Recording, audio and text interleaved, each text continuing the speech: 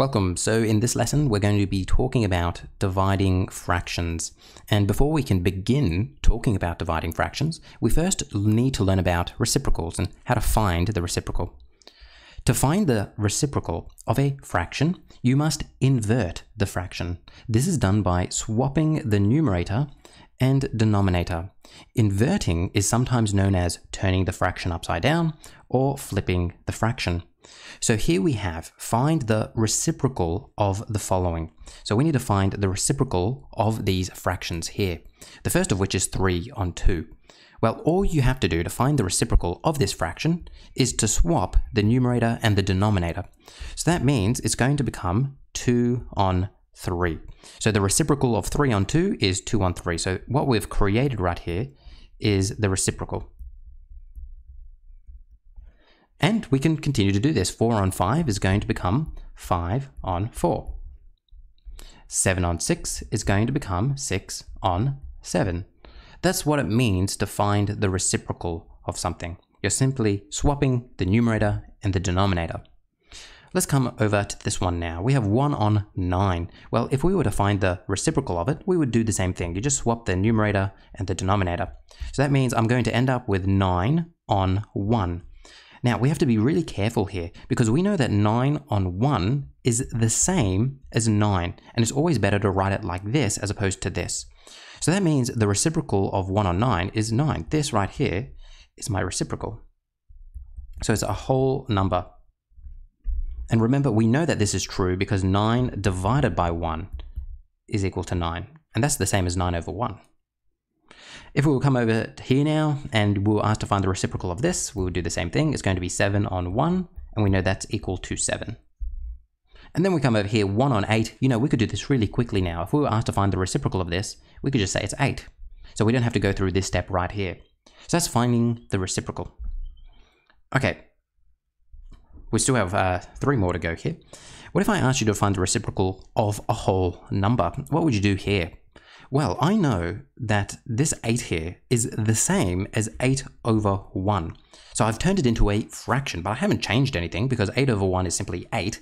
But do you see, now that it's a fraction, I can easily write down what the reciprocal is going to be. It's going to be 1 on 8. And this would be my reciprocal. So too over here, I've been given a whole number and asked to find the reciprocal. Well, I know that 2 is the same as 2 on 1.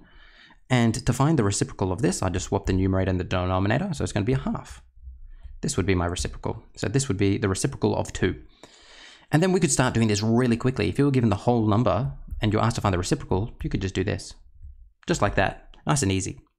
So that's finding the reciprocal. Now, you're probably wondering, what does this have to do with dividing fractions? Because that's what this whole lesson is about. Well, if we come here now, it says, let me get my highlighter out. When asked to divide by a fraction, instead choose to multiply by the fraction's reciprocal.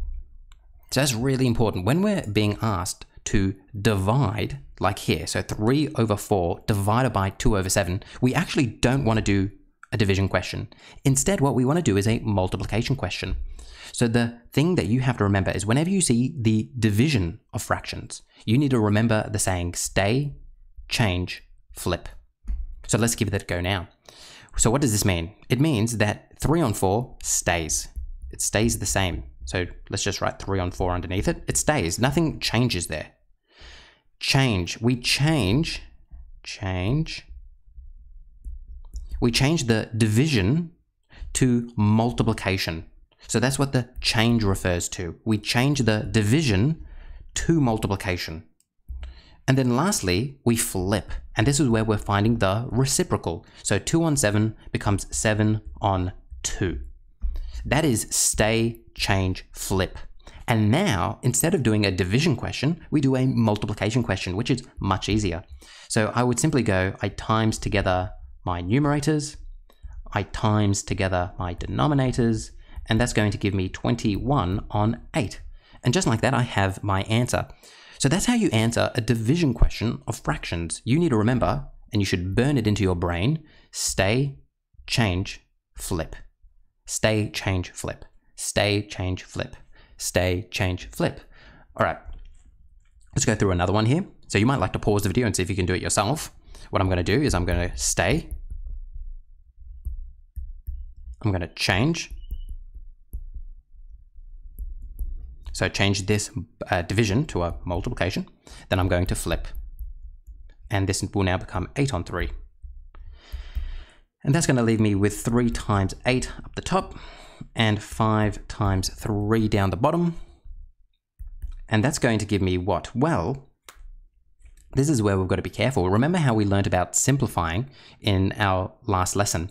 So instead of doing this, instead of going 3 times 8 is 24, and then 5 times 3 is 15, you would then have to simplify that. And you know, these are pretty big numbers. So let's actually take a step back here for a second.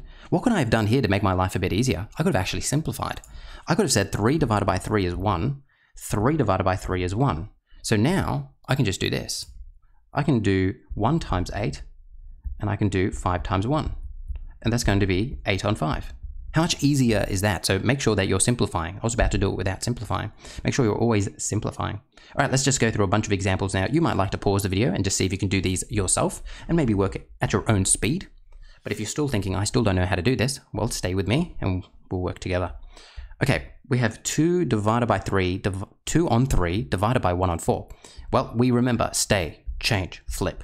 So I know that this is the same as 2 on 3 times 4 on 1. And then I would go 2 times 4 is 8, and 3 times 1 is 3. And then I would go to my next one. Here I have 8 on 15 divided by 4 on 9. So stay, this stays the same. I change, and then I flip. And this is where you've got to be careful now, because is there anything I could cancel here? There is. I could cancel things out here. I could say this 8 divided by 8 divided by 4 is 2, and 4 divided by 4 is 1. So I divided those by 4, and then I could look around and see if I can find anything else to simplify. Well, 9 divided by 3 is 3, and 15 divided by 3 is 5. So that means what I'm going to end up here is, let me grab my blue pen again. I'm going to get 2 times 3 up the top, 2 and 3, and 5 times 1 down the bottom. So it's going to be 6 on 5. So you always want to make sure that you're simplifying as you're going along. So that's really important. Let's go through another one. Here we have an interesting one. Look, we have a whole number. We have 24. Do not fear. We know that 24 is the same as 24 over 1.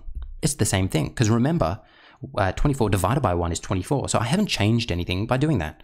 Then I change my division to a multiplication, and then I flip my final one there. Before I multiply here, I want to see if I can simplify anything, and I can. I've got 24 and 3. Well, 3 divided by 3 is 1, and 24 divided by 3 is going to be 8. So that means what I'm going to end up with here is 8 times 4, and then 1 times 1, which will be 32 on 1, and we know that 32 on 1 is just 32. Perfect. Let's keep on going. Here we have 5 on 8 divided by 10. I'm actually going to do this in 2 steps, so stay with me here. Before I do my stay, change, flip, I just want to show you something. 5 on 8 divided by 10 on 1. These are the same, because I know that 10 is simply 10 on 1. So I've written that out first, and now I'll do my stay, change, flip. So now I'll do stay, change, flip. And then before I do anything else, I'll see if I can simplify this, and I can. I could go 10 divided by 5 is 2, and 5 divided by 5 is 1. And now I'll multiply these together. I'll get 1 times 1 up the top, 8 times 2 down the bottom. I'm going to get 1 on 16. All right, only a few more examples here to go. Actually, this is the last page. So that's that. This is the last page now. Dividing by mixed numbers. So we've got a bit of an explanation here of what we're going to do. Step 1. Convert the mixed number to an improper fraction. Step 2, stay, change, flip. Step 3, multiply numerators and denominators. Step 4, answer in the simplest form. So what we've been doing before, let's give it a go. So the first thing we're going to do is we're going to change these mixed numbers into improper fractions. The way that we do that is we go 5 times 2 is 10, plus 2 is 12. So I'm going to get 12 on 5 here. then this is going to be divided by, this is going to be 5 times 1. Then I'm going to plus 3 to it. So it's going to be 8 on 5. And now what I'll do is I'll do stay, change, flip. So 12 on 5 times 5 on 8. So I did my stay, change, flip there. Once I've done that, I'll see if I can simplify anything here. And I can simplify a whole bunch. I can go 8 divided by 4 is 2, and 12 divided by 4 is 3. And then I also see that I have 5 and 5 here, both of which are divisible by 5. So having done all that now, I can multiply these together and we'll see what we get. I'm going to get 3 times 1, and I'm going to get 1 times 2, which is going to be 3 on 2. And that's how we would do that question there. All right, let's keep on going now. Let's keep on going to our last one here, and you might like to pause the video and see if you get this one correct yourself. So the first thing I'm going to do is I'm going to turn this into an improper by timesing, then plussing. So it's going to leave me with 25 on 11. Then I'm going to divide that by 5. Now I'm going to write that 5 as a fraction. And then once I've done that, I'll do my stay, change, flip.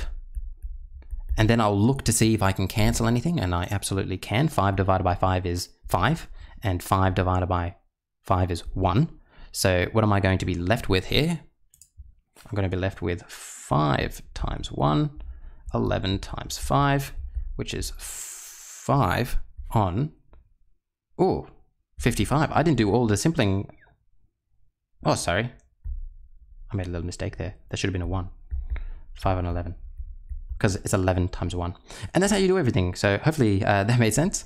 That's how to do dividing. So you can now give your exercise a go, having done all these questions with me. Hopefully you enjoyed this and it makes sense. If anything doesn't make sense, make sure to reach out.